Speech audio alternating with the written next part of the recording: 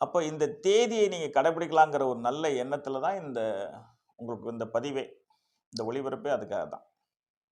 ஆகவே 3ஆம் தேதியை பிறந்தவர்கள் 3, 5, 9 எண்களாக பாவிக்கவும்.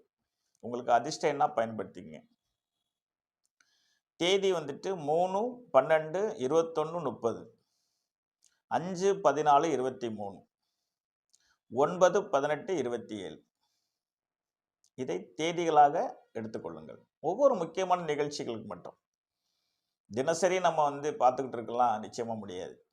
முக்கியமான நிகழ்வுகளுக்கு பார்த்து நம்ம காரியத்தை துவங்கினா நிச்சயமா மிகப்பெரிய வெற்றி அடைய முடியும். அதுதான் நாள் செய்வதை நல்லோர் செய்யார்னு சொல்றது. ஒரு நல்ல காரியத்தை நல்ல தேதியில செய்யறதுக்கு நாம கொஞ்சம் ரிஸ்க் எடுத்தானே. பல லட்சங்கள் செலவு பண்ணி ஒரு திருமணம் செய்றோம். அல்ல பல லட்சங்கள் செலவு பண்ணி ஒரு வீடு கட்டுறோம். பல லட்சங்கள் செலவு பண்ணி ஒரு பத்திரம் பண்றோம். எல்லாமே நீடித்த பயன் தரக்கூடிய காரியங்களை நாம் செய்றோம்.